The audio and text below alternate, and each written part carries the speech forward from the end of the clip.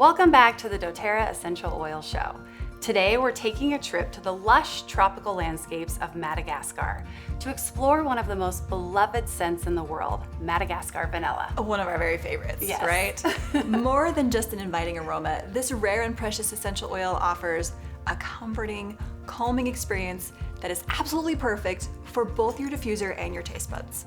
We'll dive into how it's sourced, the unique benefits it offers, and creative ways to incorporate it into your daily routine. Get ready to fall in love with vanilla all over again. Today we have the lovely Dr. Nicole Stevens, my friend.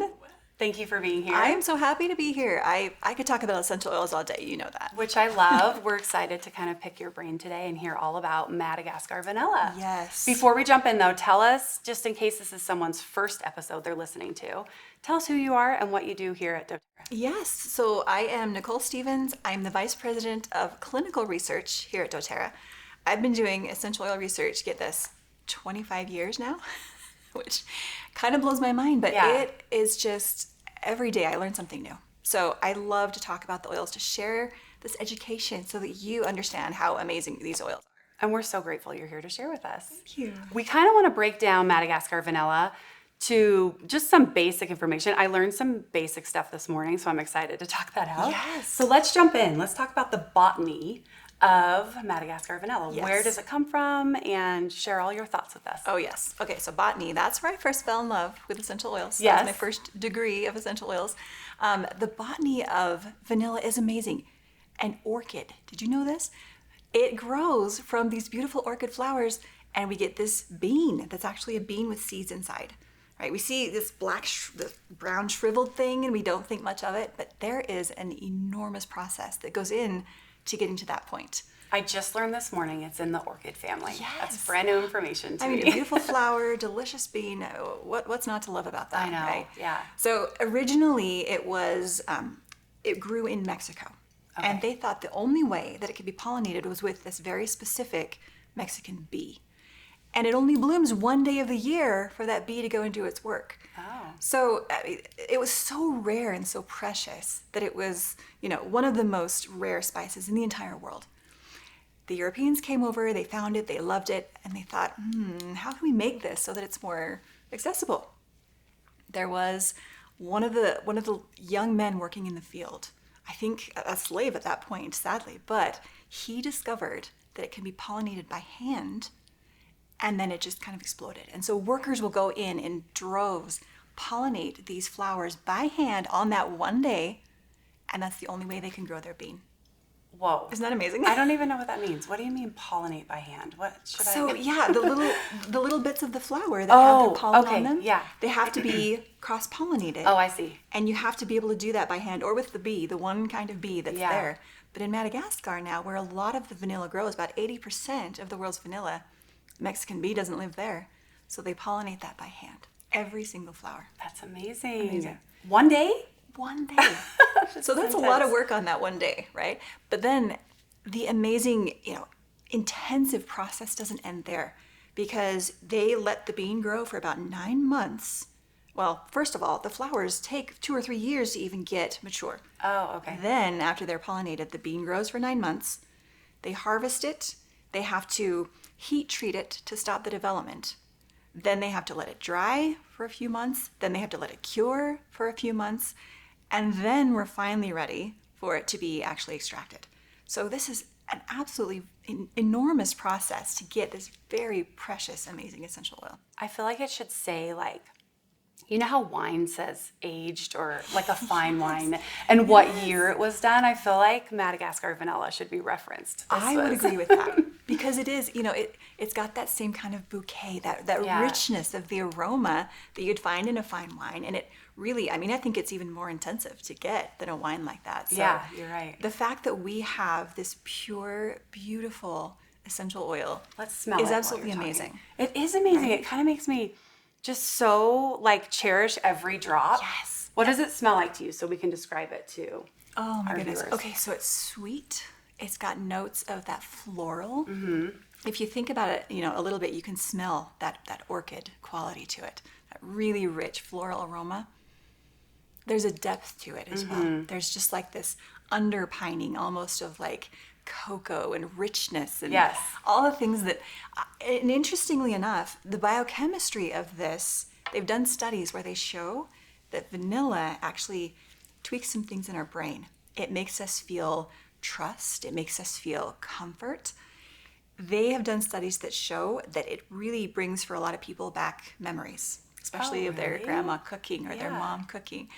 It smells like cookies baking, right? And so when we have that triggered in our mind, it's this experience that helps us feel calm and happy. That's so fun. Well, let's get into your specialty of the chemistry. You kind of mentioned maybe the biochemistry, but tell us about the chemistry of this oil. So the main chemical component of vanilla is called vanillin, which is nice and easy to remember, right?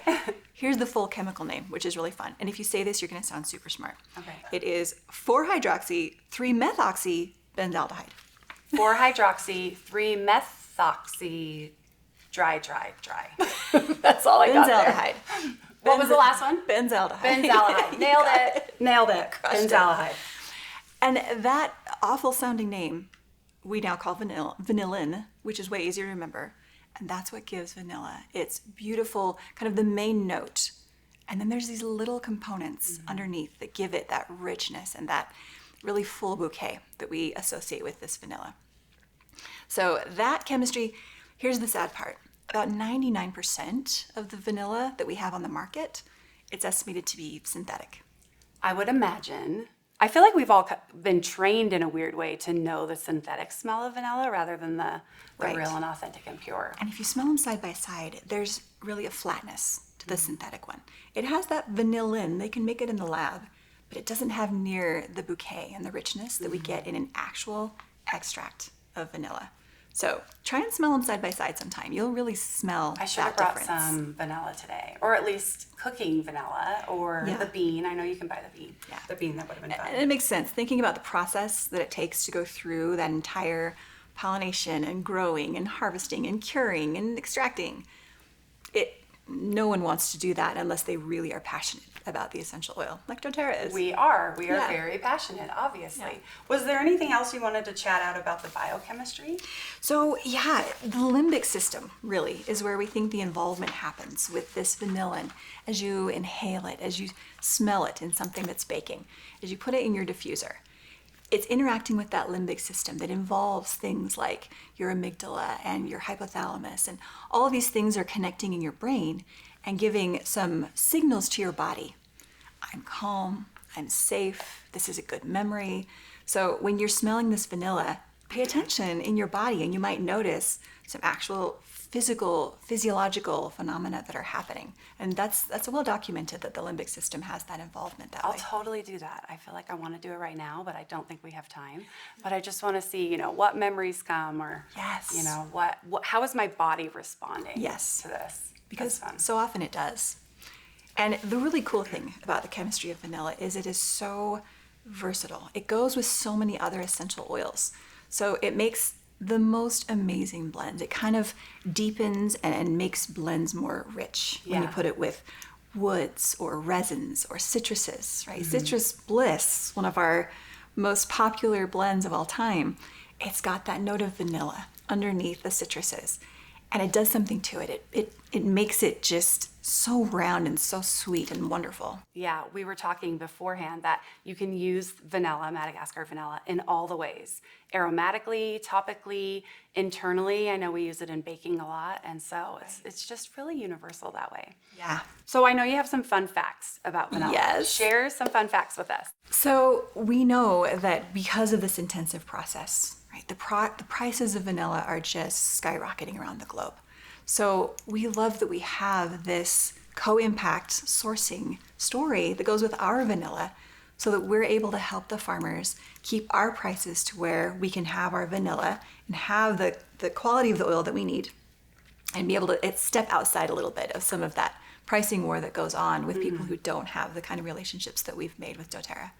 But about 80% of the vanilla now grows in Madagascar, which is great, and that's where doTERRA gets their beautiful vanilla from.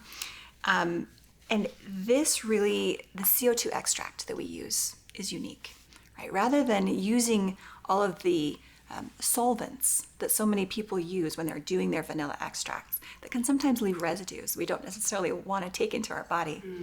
We use a clean carbon dioxide extraction. So what that means is we take carbon dioxide, the gas that's in the air, compress it so that it becomes a supercritical fluid. If you can imagine carbon dioxide as a fluid, it's kind of cool. It's hard to even imagine. Yeah.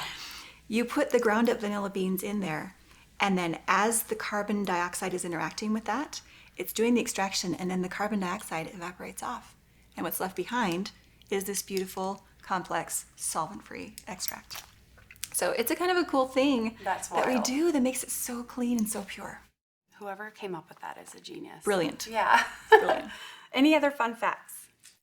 You know, I think that we have to talk about the fact that vanilla is, the fake vanillas, just, this is not really a fun fact, it's kind of a scary fact, No, but the fake vanillas on the market are derived from wood pulp and tar. Oh, most really? often, which is kind of gross, really. The ones that we're cooking with, you think? The synthetic ones, No. if it's synthetic vanilla, it's derived from some really weird things. Yeah, I've heard that, like, especially with cooking, you really want to try and find, like, the authentic version. Yeah, you want but to then find you the see it on the shelf, and it's like, It's cheap. it's $5. there, yeah. Let me snag it. Okay, well, it's got terrible stuff in it. So let's go for the pure thing. doTERRA's really got it figured out. We Yeah. want the pure vanilla.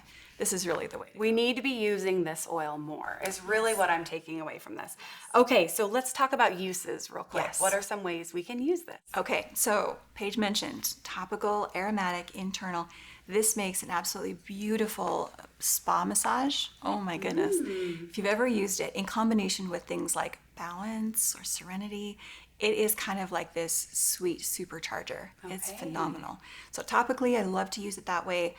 Aromatically, in the diffuser, by itself, if you kind of want that vanilla cookie kind of a smell. Yeah. But I also love it with some of our other amazing blends, like Citrus Bliss. You can mentioned, supercharge it a little bit. Yeah. Balance is one of my favorites. Even things you might not think about, like Arex, something like that. You will be amazed at the depth that it can give some of our other favorite blends. Even single oils, woods and resins. It seems like it will like warm up and sweeten, just like a subtle sweetness to any just oil. about anything, yeah. Yeah.